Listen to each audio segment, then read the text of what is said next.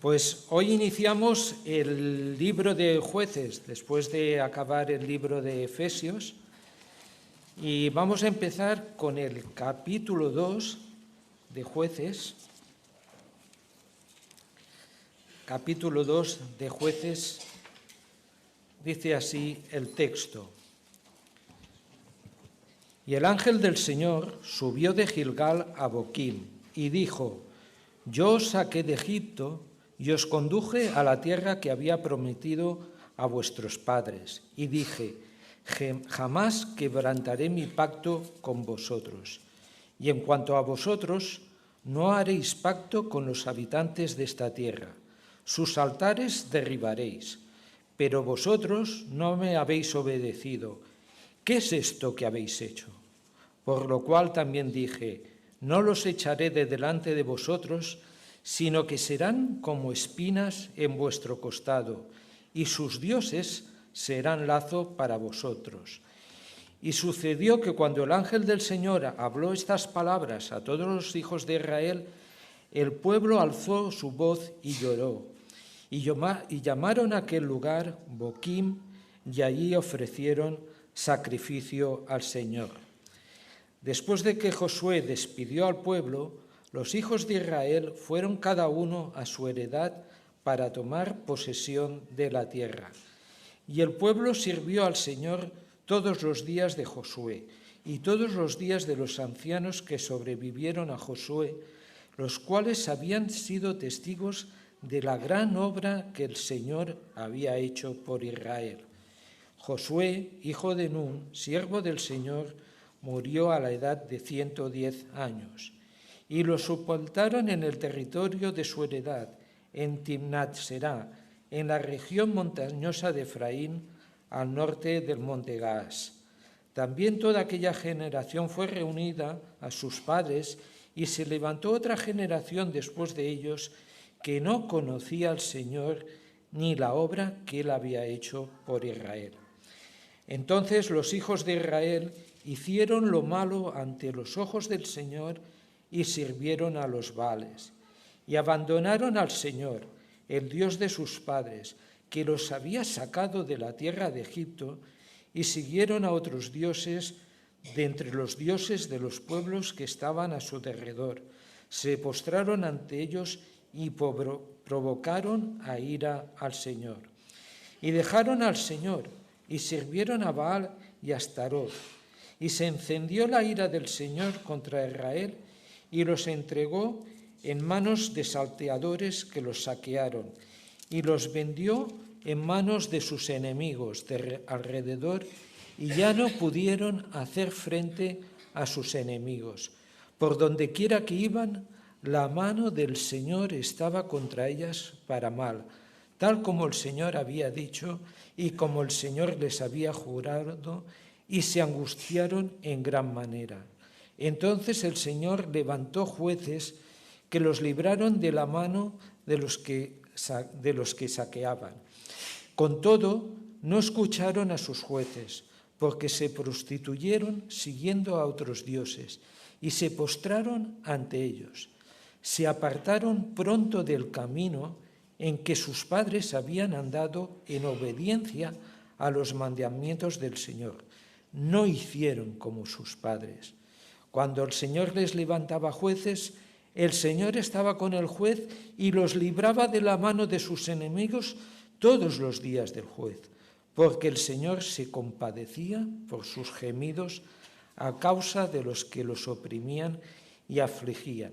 Pero acontecía que al morir el juez, ellos volvían atrás y se corrompían aún más que sus padres, siguiendo a otros dioses, sirviéndoles e inclinándose ante ellos. No dejaban sus costumbres ni su camino obstinado.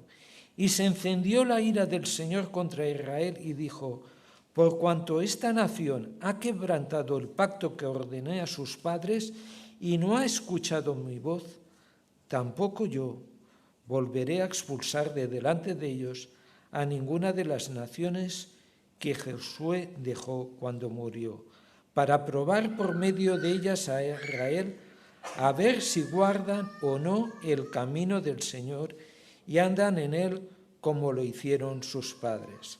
Así pues, el Señor permitió que aquellas naciones se quedaran allí sin expulsarlas enseguida y no las entregó en manos de Josué. Pues hoy tiene la exposición de la palabra nuestro pastor Francisco con el título La necesidad más grande del pueblo de Dios.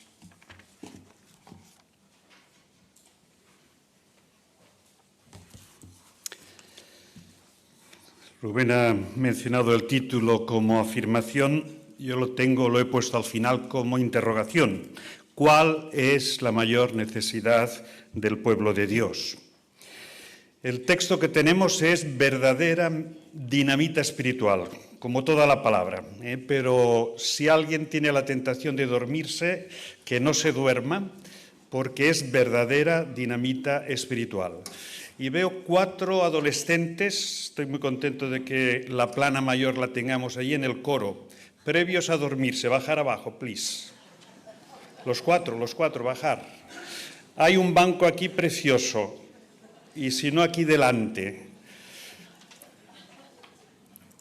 Espero que no se enfaden conmigo, como si fueran mis hijos, Y cuando expongamos el mensaje, entenderemos por qué este pastor más bien prudente hoy se vuelve atrevido y les hace pasar hacia adelante. Adelante de todo.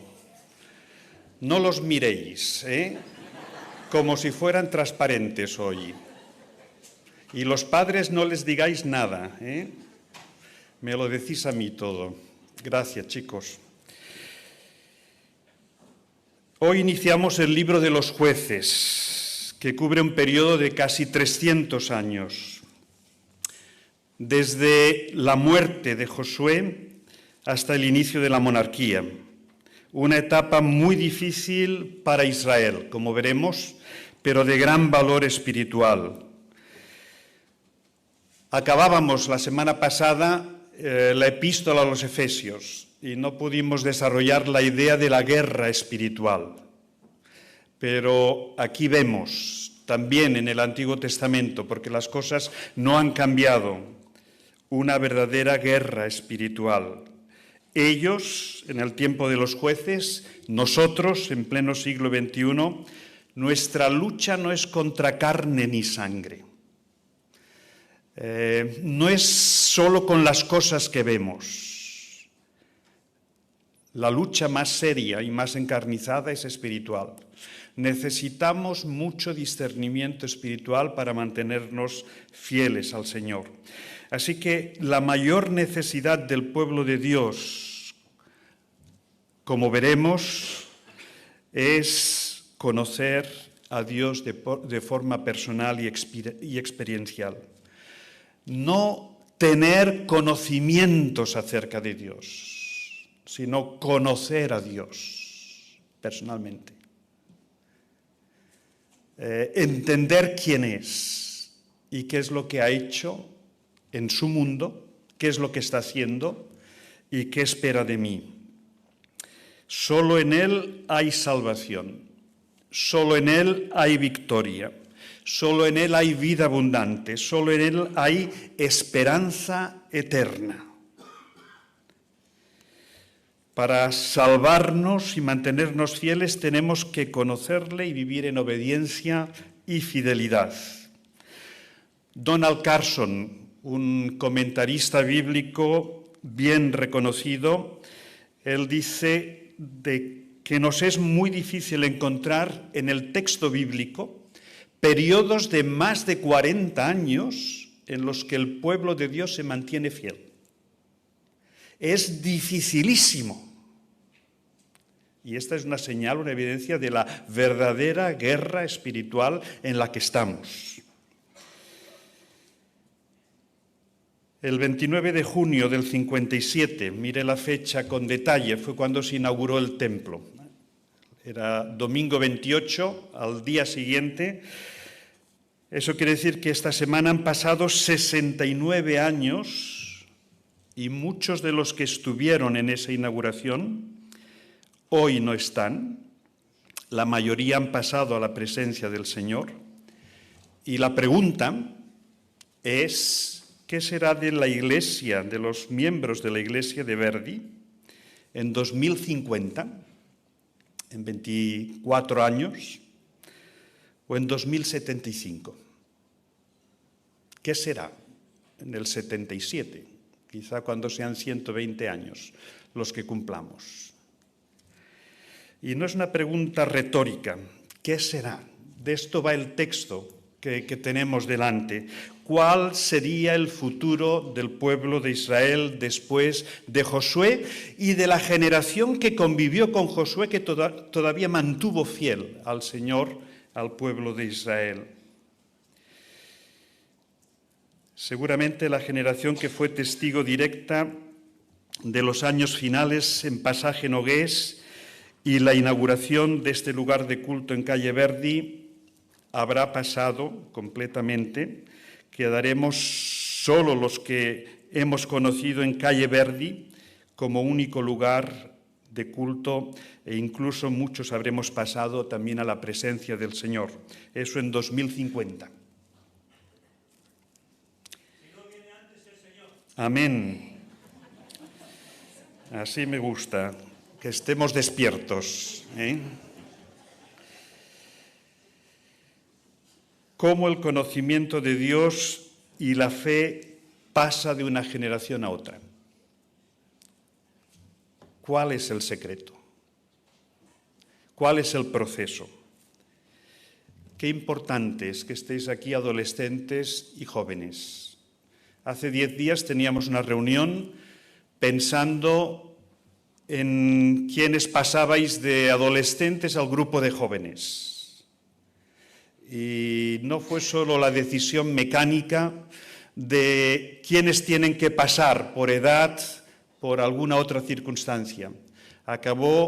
Se alargó la reflexión mucho, con una verdadera preocupación espiritual de los CAPs, de los maestros de escuela dominical, de los responsables del grupo de jóvenes, porque cada uno de vosotros, los 4 que estáis aquí, no os despistéis, tomar apuntes, y todos los que no están aquí, nos preocupaba y nos preocupa que lleguéis al conocimiento del Señor. No hay cosa más importante. Y llegamos a algunas conclusiones que vamos con la ayuda del Señor a ponerlas en marcha, porque queremos realmente que ninguno de los adolescentes de nuestra iglesia y otros que estáis viniendo, que quizás vuestros padres no son cristianos, podáis perder esa gran oportunidad trascendental.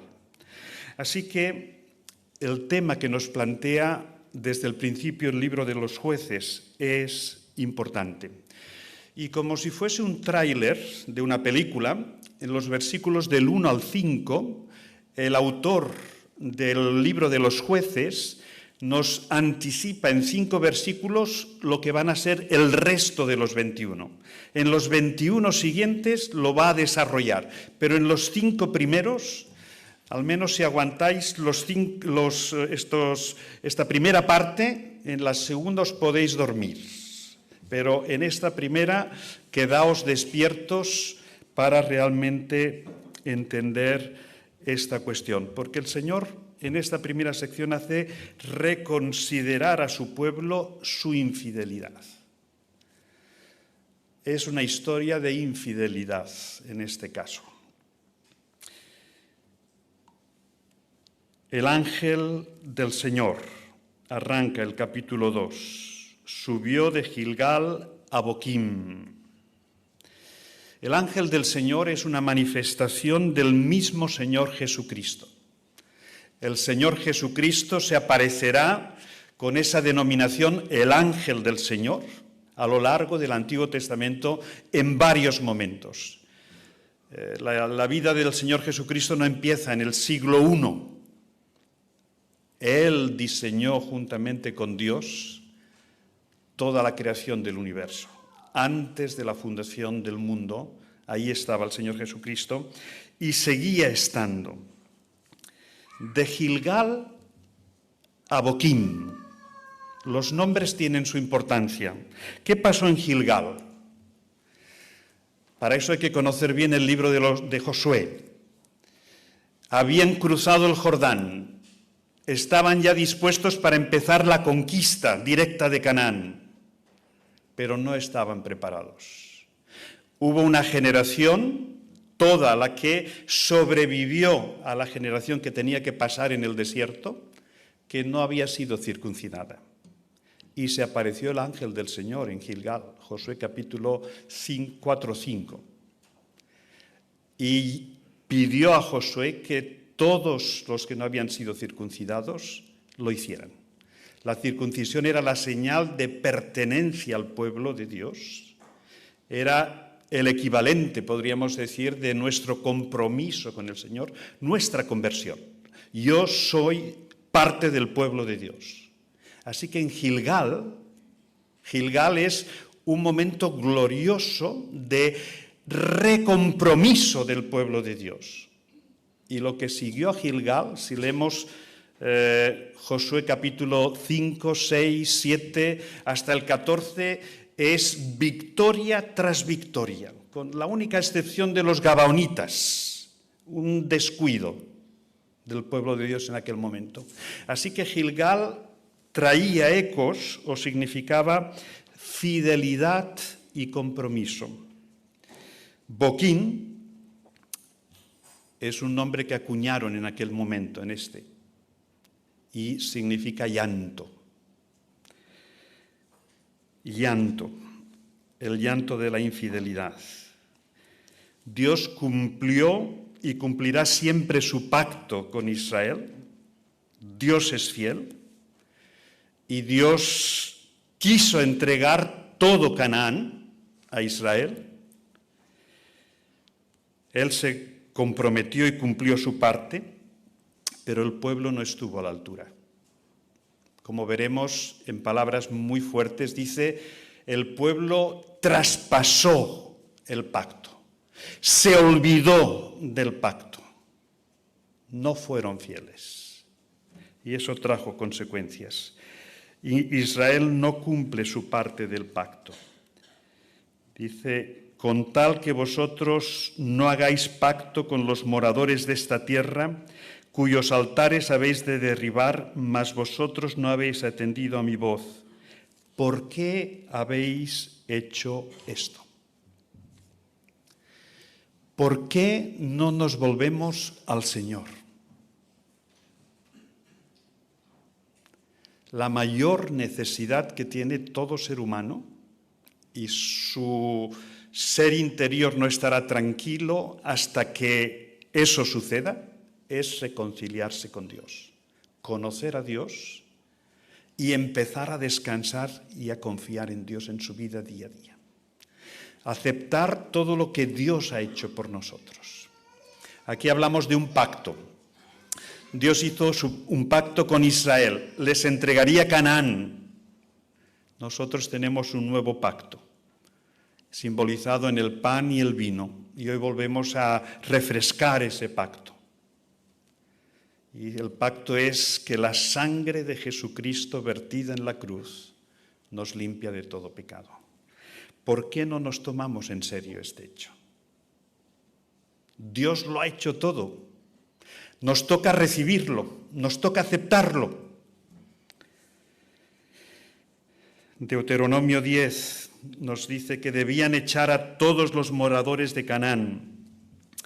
Esa expulsión era una señal de juicio de parte de Dios y el cumplimiento de la promesa de la entrega de la tierra.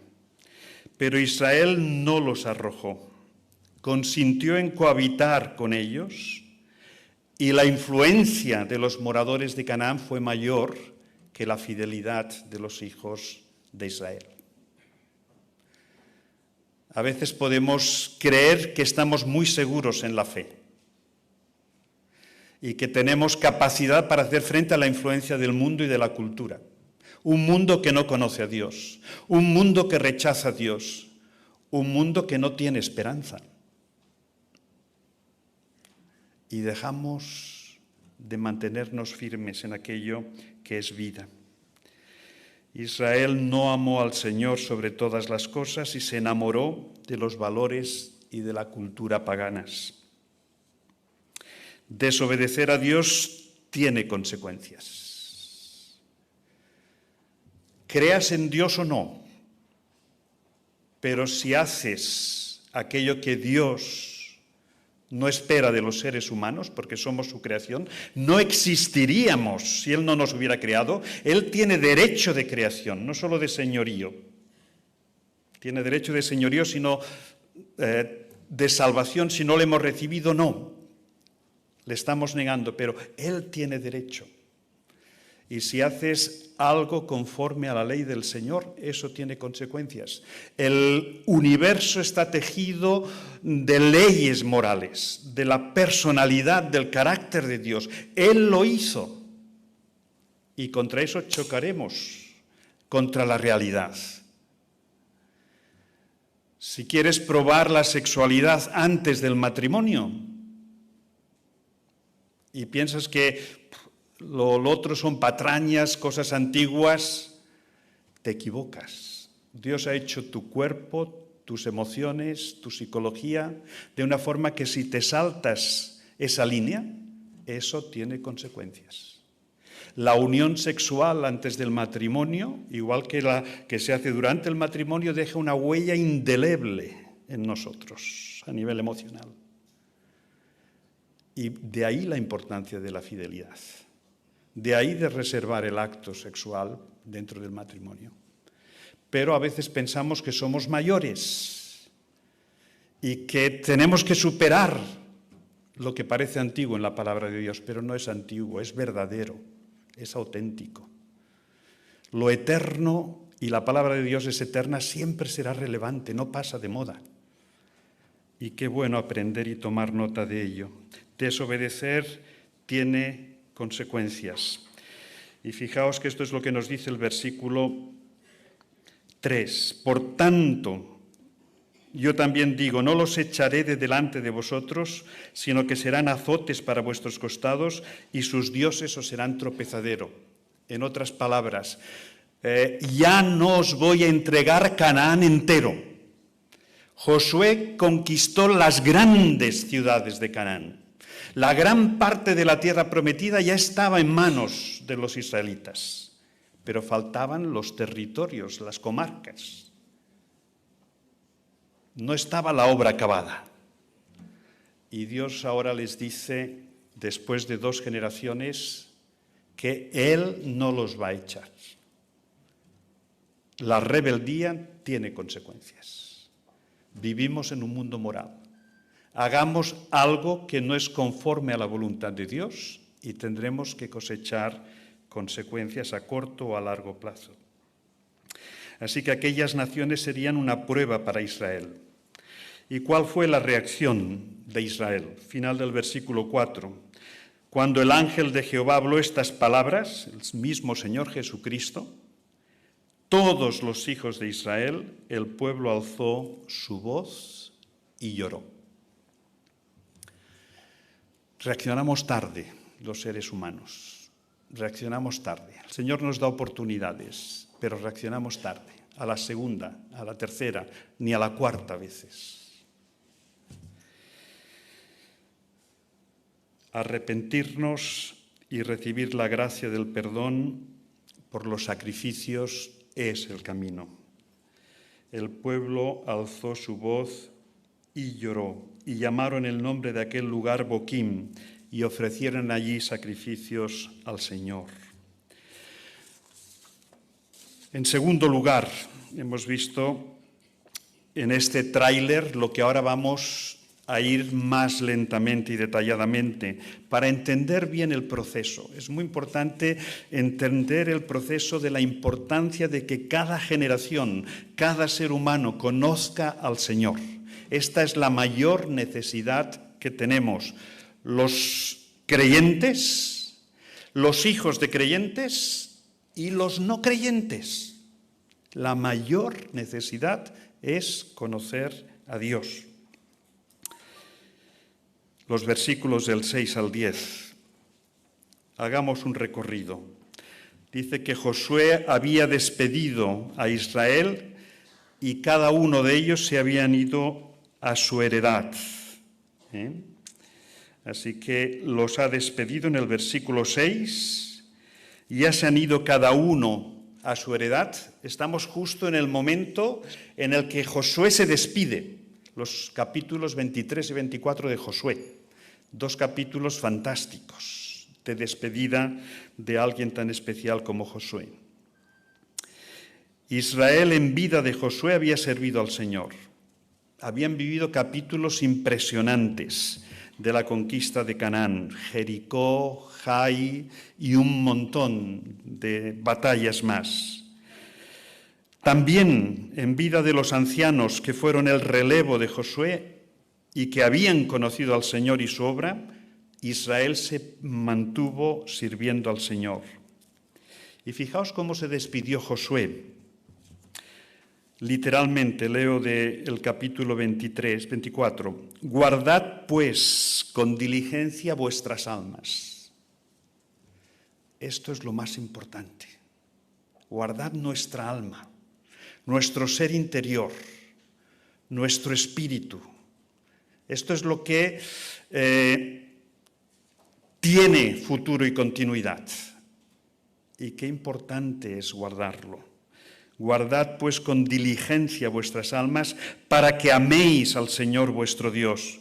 Porque si os apartareis y os uniereis a lo que resta de estas naciones que han quedado con vosotros, y si concertareis con ellas matrimonios mezclándoos con ellas y ellas con vosotros, sabed que Jehová vuestro Dios no arrojará más a estas naciones de delante de vosotros, sino que os serán por lazo, por tropiezo, por azote, para vuestros costados y por espinas para vuestros ojos, hasta que perezcáis de esta buena tierra que el Señor vuestro Dios os ha dado. Esto fue casi unos 50 años anterior a este momento. Y Josué fue profético. Se mezclaron, se dejaron influenciar por sus dioses, por sus valores, y esa fue su perdición. Y este es el gran peligro y el gran problema de cada generación, en el sentido de que no llegue a conocer a Dios, ni siga al Señor. No hay nada más grave ni terrible que no conozcamos a Dios, porque en Él está la vida.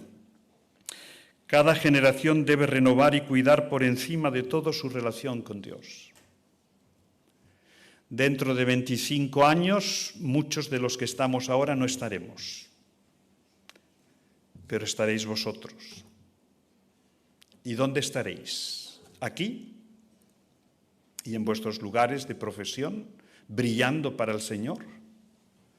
¿O en otros lugares, mezclados, asimilados por el mundo, esclavos del diablo y de vuestro pecado? Esas son las elecciones. Esta es la guerra espiritual. Josué dijo: escogeos hoy a quién sirváis. Escogeos hoy, si es posible, hoy. En este momento, ¿a quién sirváis? Porque yo y mi casa serviremos al Señor. Hemos escogido al Señor.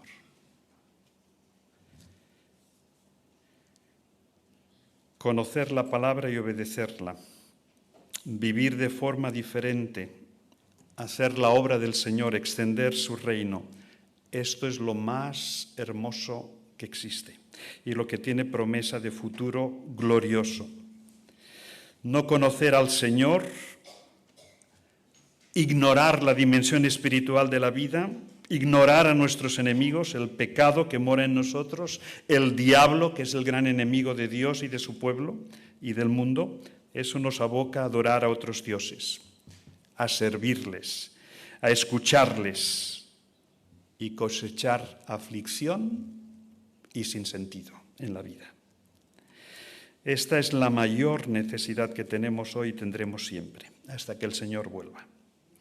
Es la gran responsabilidad de los padres, de la familia. La familia es el primer lugar donde se transmite la fe. ¿Han hecho bien su trabajo vuestros padres? No respondáis en vuestro interior. ¿Hemos hecho bien nuestro trabajo los padres? Creo que ningún padre puede decir sí he hecho bien todo el trabajo. Todos hemos fallado, en una medida o en otra.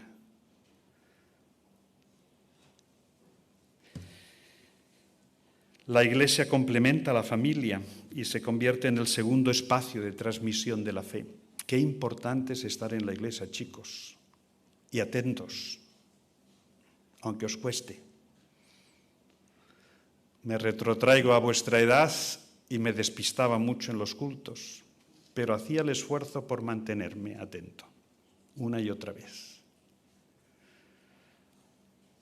La Iglesia es importantísima. Estar aquí en la Iglesia escuchando la palabra del Señor, en algún momento se puede encender la luz en nuestra vida.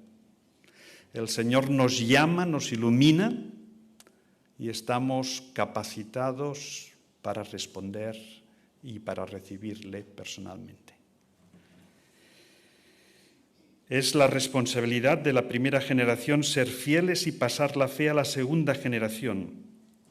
Pero es responsabilidad de la segunda generación aceptarla afirmativa y conscientemente. Los padres somos importantísimos. La Iglesia es decisiva. Pero no nos engañemos. Los verdaderos responsables sois vosotros, cada uno de vosotros. Tus padres pueden fallar, pero habrá un momento que el Señor te dará oportunidades para volverte a Él. Aquí hay, si tuviéramos que dar testimonio, más de uno de nosotros cuyos padres no son creyentes y el Señor les buscó. Y fueron hallados por el Señor. Estaban listos cuando el Señor los llamó. No tener padres creyentes perfectos no significa que no puedas creer y seguir al Señor, no. Y menos mal que esa es la realidad. Así que es muy importante esta cuestión. Cada uno de nosotros, antes que nuestra familia y que nuestra Iglesia, somos responsables. Así que una nueva generación que no conocía a Dios se levanta y se nos menciona en los versículos del 6 al 10. Y en tercer lugar, vemos como en los versículos del 11 al 15, dejar al Señor y adorar a otros dioses trae, literalmente es muy bonito el texto bíblico, dice, trae aflicción.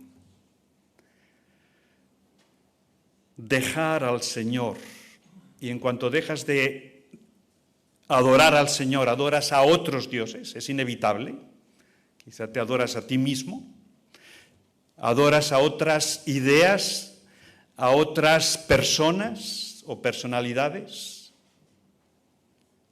Quizá la música se convierte en tu mayor ídolo, el fútbol, el deporte. Toma muchas formas los ídolos contemporáneos. El poder, el dinero, la fama, la influencia. Ninguno estamos exentos. Israel hizo lo malo ante los ojos del Señor y sirvieron a los Baales, versículo 11. Eso tuvo consecuencias. Fue un proceso de alejamiento paulatino de Dios, a quien cada vez conocían menos y amaban menos. Los verbos que van en los versículos que siguen, 12, 13, son muy llamativos. Dejaron, abandonaron, olvidaron. Esto no fue un proceso inconsciente. Dejaron, abandonaron, olvidaron. Aquí estamos recordándolo. Por eso la Iglesia es tan buen sitio. Se nos recuerda y necesitamos recordar al Señor, al Dios de nuestros padres. Qué importante es. Así que dejaron, abandonaron, olvidaron al Dios de sus padres y siguieron y adoraron, fue consciente, adoraron a los Baales, sirvieron a los Baales. Les dedicaron su tiempo, le dedicaron sus mejores energías. Lo que les atraía era, en vez de ir a hacer sacrificios al templo, al tabernáculo, se iban al templo de los Baales. Quizá el culto allí era más atractivo, más dinámico, pero no más auténtico, no más verdadero. No fue eso un proceso rápido. Los procesos de incredulidad, de rechazar a Dios, son suaves, son a veces imperceptibles, y eso es lo que lo hace más difícil de percibir. El diablo es muy astuto y nos va a dar argumentos sutiles para que nos podamos deslizar. Una pequeña concesión, una nueva relación, hacer algo diferente, no es tan malo. Y después otra, y ya estoy atrapado. Mental, emocional, afectivamente. Dejaron al Señor y siguieron a los Baales. Y dice que el Señor los entregó, los vendió y los debilitó. Es fortísimo. Es una lucha espiritual. Esto no es un juego de niños. No es el Risk, o un juego más contemporáneo que el Risk, de batallas y de ejércitos. Es la vida misma, es lucha espiritual, es tu vida interior la que está en juego. Y el Señor, cuando ve que, lo único que le faltaba al Señor es cogerlos así, sacudirlos y obligarles. Pero esa no es la manera del Señor, Él no obliga a nadie. Él respeta profundamente a todos y quiere que le conozcamos, que confiemos y que le amemos y nos volvamos a Él y vivamos para Él. Dios cumplía sus promesas, todo lo que les había dicho. Tuvieron avisos y oportunidades de cambio, pero en su apostasía o alejamiento de Dios, la mano del Señor se volvió contra ellos. Los entregó, los vendió y los debilitó. En lugar de descanso, el descanso al que era llamado Israel en Canaán, en la tierra que fluye leche y miel, ¿qué encontró Israel? Aflicción. Hebreos nos habla del descanso como algo futuro. Venid a mí los que estáis trabajados y cargados, y yo os haré descansar y os daré descanso para vuestras almas. Pero hallaron aflicción. Ese es el riesgo de alejarse de Dios. El último recurso de Dios no es obligarnos.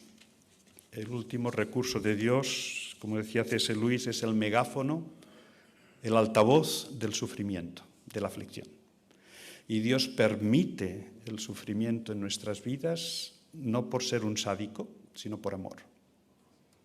Por amor. Para probarnos y para que nos volvamos a Él. Ojalá que no tengas que tocar fondo en tu vida para volverte al Señor. Ojalá que recibas la palabra del Señor hoy mismo y reacciones. Y en último lugar, cada generación tiene que decidir seguir o no al Señor, los versículos del 16 al 23. Y es muy bonito, el Señor levantaba jueces, hombres y mujeres llamados por Dios, versículo 16. En la aflicción el Señor les dio oportunidades reiteradas de volverse a Él, de conocerle y de amarlo.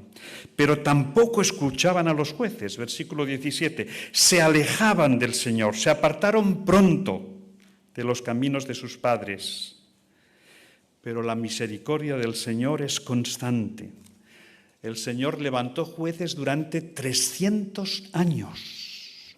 Durante 300 años. tuvieron oportunidades, vivieron breves momentos de descanso y de victoria.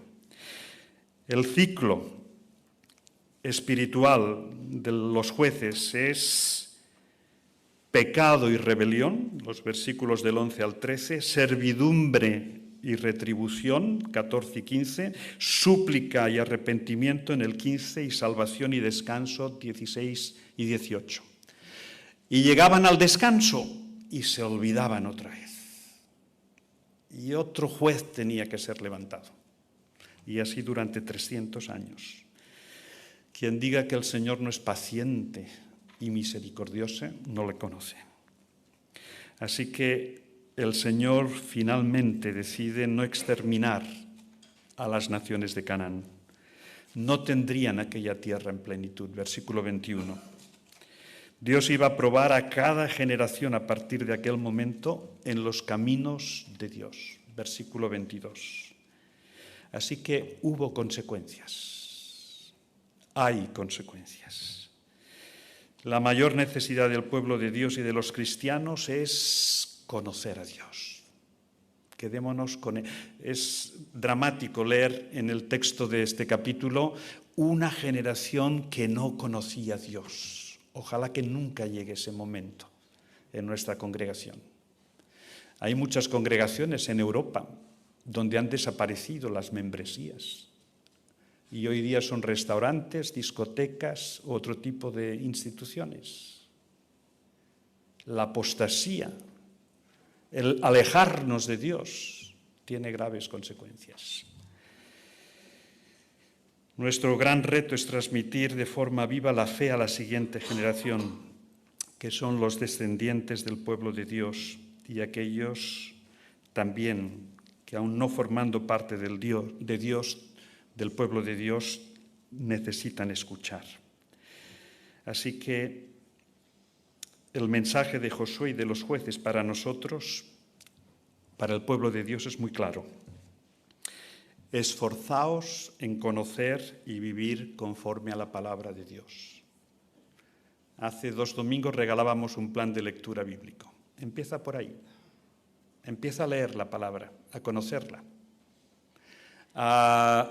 Si quieres, hasta aburrirte con algunas secciones, pero persevera. Sigue, aunque te aburras. Al final verás fruto. Llegarás a territorios muy claros y diáfanos y preciosos. Irás poco a poco avanzando. En segundo lugar, esforzarnos en mantener la unión con Dios. Una vez que le conocemos a través de su palabra, unirnos en comunión con Dios, en intimidad y con su pueblo. Y en tercer lugar, esforzarnos en amar al Señor. Y el mensaje de Josué y de los jueces para aquellos que no habéis creído y que estáis aquí todavía esta mañana sin haber dado ese paso de confianza, de aceptación, de compromiso es, como dirá el profeta, buscad a Dios mientras puede ser hallado. Buscad a Dios en tanto está cercano.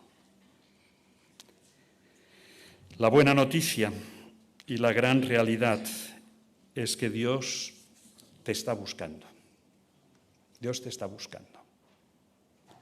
Tú puedes buscar a Dios. Y si tú le buscas, dice que el que busca halla, porque Dios te está activamente buscando. Quizá han pasado cosas en tu vida en los últimos meses, semanas, que te han sorprendido. Estamos en una lucha espiritual. Empieza a discernir. Quizá Dios te está queriendo decir algo muy importante. Y esas cosas nuevas que están pasando en tu vida quizá tienen un sentido y una intención de parte de Dios. Darte esa oportunidad.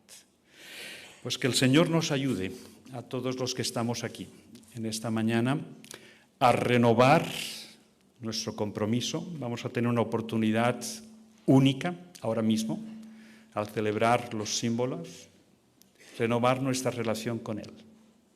A seguirle fieles, a cuidar de nuestros hijos, de nuestras familias y a ser testigos fieles, porque este mundo sin Dios no tiene esperanza. La esperanza y la vida eterna está en el Señor. A Él sea la gloria. Amén.